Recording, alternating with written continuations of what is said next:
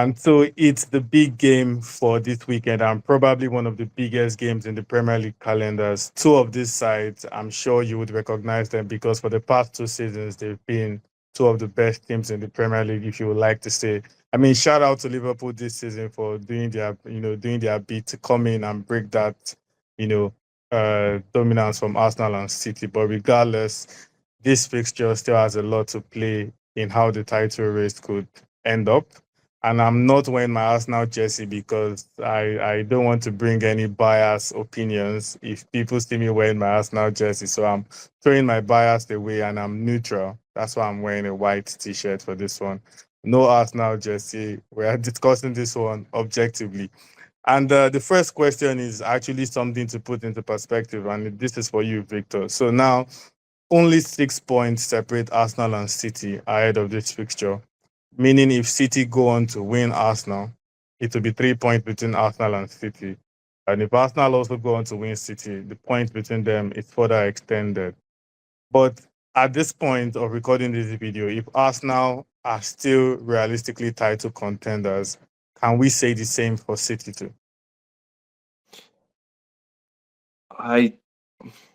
It's very hard to answer this question, Yeah, that's because why I six said it's points is 6 perspective. points. Mm-hmm. Don't get me wrong, I love your optimism and your upbeatness about Arsenal's chances. I do feel like, yes, there are still 45 points to play for, 48 for Liverpool actually. But if we put Arsenal and City in the title race, then I think we should do the same for Forest and Newcastle, as like realistically or somewhat realistically having chances for the title. Mm-hmm. If Arsenal win, then I think City are out. That's for sure. But if City win, we might need to strap in for a very, very interesting ride. Yeah, fair enough. That makes sense. And Max, this one is for you. City are synonymous with starting crazy unbeaten runs, Mm. especially in January, and it's looking like they are slowly, picking form again. And people are starting to say if they go on to beat Arsenal, I think they have probably Newcastle and Chelsea as well within the next 2 game weeks. If they go on to win all those fixtures as well, do you think we could witness the start of yet another amazing unbeaten run?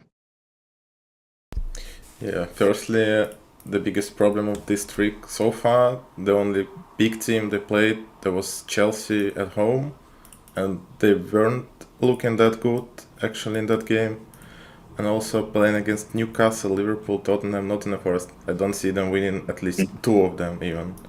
So Yeah. yeah, I don't see another trick from them. Fair enough. And Victor, this one's for you. Taking both teams into account and their form and available players at the moment, which side seems like the favorite here? Probably Arsenal. Look, they haven't lost a Premier League game since the beginning of November.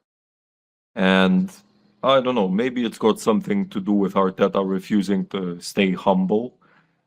But I do think that if there is a favorite, the edge goes to Arsenal.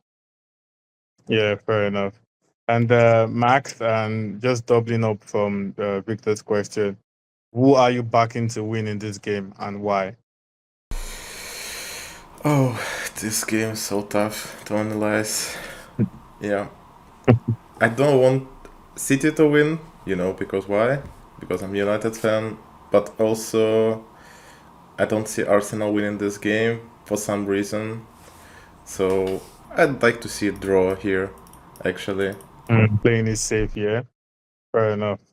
And Victor, which players do you think would be the difference? As usual, I think Haaland will go missing in this one. He has that tendency in big games, and however, because it's City and they have just too many weapons, too many tools, and that Swiss Army knife, I think Bernardo Silva will step up.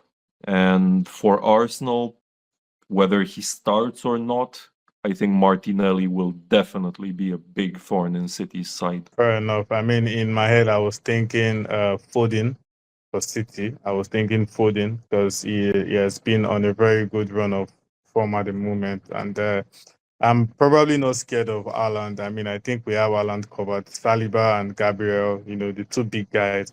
I think they pretty much have him covered, to be fair. But, Foden and this guy they just signed, Mamouche, I think if he starts as well, I think it could also be very problematic. And for Arsenal, I don't know why. I don't know why. His finishing has been terrible lately, but I feel like this is a game for Havertz. I I just feel could like have this is the sworn. game. I just feel like this is the game for Havertz. I don't know why I'm saying that. And I would actually say something controversial by saying I think Arteta should go on to start Nwaneri. I think he should go on to start the kid. I actually think he's the best. He's the next best thing we have to a Saka replacement, if you ask me. And I think Arteta should just go ahead to start him. But yeah, that's just what I think. But now moving forward, Victor, this one is for you, and I'd like you to put your answer into perspective. How big of a role will this fixture play in the title race?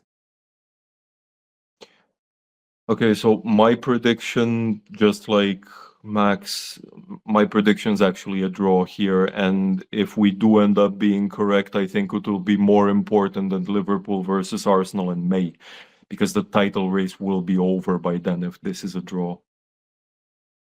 Okay, so you don't think this fixture particularly has anything to do with the title race specifically? It does, obviously. It's just a matter of the result of it. If we end up being right, I think it's crucial. If someone actually wins it, perhaps not so much. I think the lesser sides will end up deciding this title. Okay, fair enough. For me, I actually think if City win, probably maybe they could just make things more interesting, stretch the title race maybe even to the last day or something like that. But I think if Arsenal win, I think there is something of a psychological boost that maybe they can actually go on. Maybe they have nothing to fear. We can chase Liverpool. We can do it. We can go all the way. That recharge of batteries, something like that to pick the whole team up once again and get them firing. That's what I see. Arsenal maybe win. It could be very, very effective psychologically. And if they also Fair go on enough. to lose, if they also go on to lose this game, it could also play a negative impact. Like, especially if Liverpool go on to win 9 points, and it may seem like the title race is over already. Let's just Yeah. uh, let's just I play for passion and if finish second. if we look at possible outcomes, I personally Yeah, feel like okay, City might draw this out, might throw a spanner in Arsenal's race. But the problem here is if Arsenal loses more ground, especially in a game against City, it will be very, very difficult for them, especially if Liverpool beats Bournemouth and they beat Everton. Let's not yeah, forget the game against Everton. yeah, It might be too much for anyone to catch them anymore. And the yeah. same goes for a draw. The same goes for a draw. In this case, it's one of those things like if I was to have to pick a winner, I would pick Arsenal. But even if Arsenal wins, it's very likely that one of the smaller Premier League sides ends up deciding this one. Yeah, fair enough. I agree with that assessment. Anyways, the big game is here. It's here once again. The first one at the Etihad ended in a 1-1 draw. John Stones nicked it late on for City. And this time around, we are predicting a draw as well. But me, I personally think there will be a winner at the Emirates. But of course, we're just going to have to wait and see how that game is going to turn out. And we'll be here to discuss the very best bit and the best talking point ahead of the next round. So yeah, now that we've discussed how this game could, turn out, it's time for predictions as usual. So Victor, what are your predictions and possibly betting tips for this game? I'll go with 2-2, certainly over 2.5 goals and BTTS. But I Mm. have a couple of niche ideas here, just to Yeah. play on to what you were saying about Havertz. I think 3 or more shots for Havertz, not necessarily on target. And one more thing, someone gets a red card.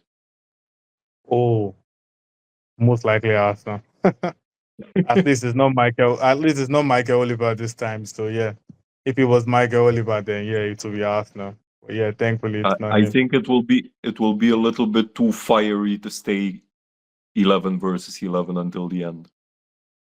Fair enough. I mean, given that Arsenal are among the teams with the most red cards, it's not out of place, to be fair. So yeah, Max, your predictions. Actually, I was thinking about 0-0 this game, but when Victor said, I might change my mind and say 1-1 and goal action from Marmoush.